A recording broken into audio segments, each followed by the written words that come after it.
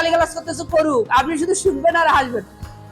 ও আমি একটা গালি দিলাম যে তুমি একটা বাদর, তখন আপনি বললেন রুল একটা বাদর বললো, কেন বাদর বললো, কি জন্য বাদর বললো? মুখ কন্ট্রোল কি সবসময় সব কথা বলা যাবে না। সুতরাং এই মাখরাজের মধ্যে এই বাদর বলতে গেলে আগে চিন্তায় আনা লাগছে, গলার মধ্যে একটু ভাইব্রেশন, কাঁপুনি ঝাঁকুনি, এগুলো হওয়ার পর তো বানরটা বের হয়েছে নাকি? তাহলে 5 জায়গায় স্পর্শ হয়। গালিগালাজ করতেছো, এটা পাস করে দিচ্ছি, পাস, ওটা আমি নিচ্ছি না। এটা নেন, নেন, আপনি নেন, এটা নিচ্ছে না, তাহলে এটা থাকে কার কাছে? তাহলে কেউ যদি আপনাকে গালি দেয়, নেন না। কিছু কিছু মানুষ তাদের মুখের কারণে উপরে উঠতে পারে না, আপনাকে আপনার মুখ কন্ট্রোল করতে হবে।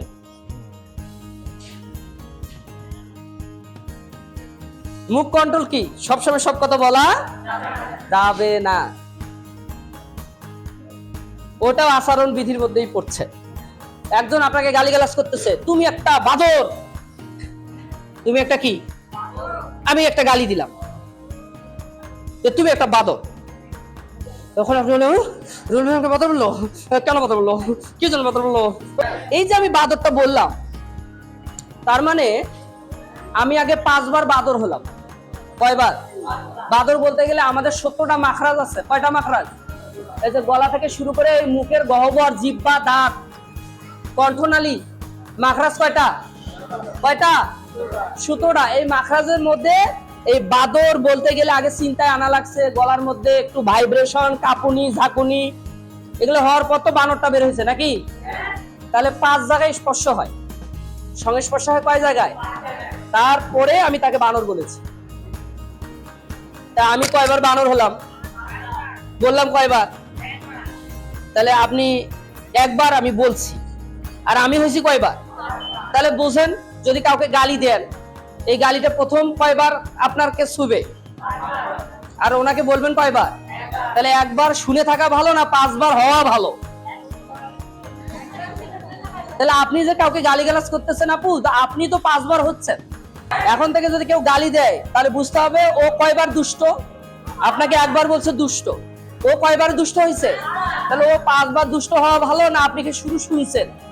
যখন সে বলছে আপনি দুষ্ট, মাথা এরকম করেন, এরকম করেন, মাঝে মধ্যে এরকম করেন। তা যিনি গালিগালাজ করতেছে উনি বলতেছে তুমি মাথা এরকম এরকম করতেছো কে? তখন বলবে তুমি যে গালিগালাজ করতেছো এটা পাস করে দিচ্ছি, পাস, ওটা আমি নিচ্ছি না, ওটা আমি কি নিচ্ছি না। এটা নেন, নেন, আপনি নেন, এটা নিচ্ছে না, তাহলে এটা থাকে কার কাছে?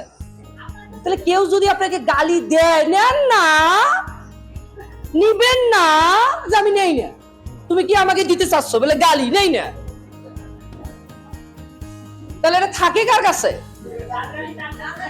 তাহলে আপনি নেন না, নিচ্ছেন কেন? নিলেই তো সমস্যাটা নাকি? আমরা কি আসি? তাহলে আজ থেকে পরিবর্তন হতে পারবো? হ্যাঁ, কে গালিগালাজ করতেছে করুক, আপনি শুধু শুনবেন আর হাসবেন। ও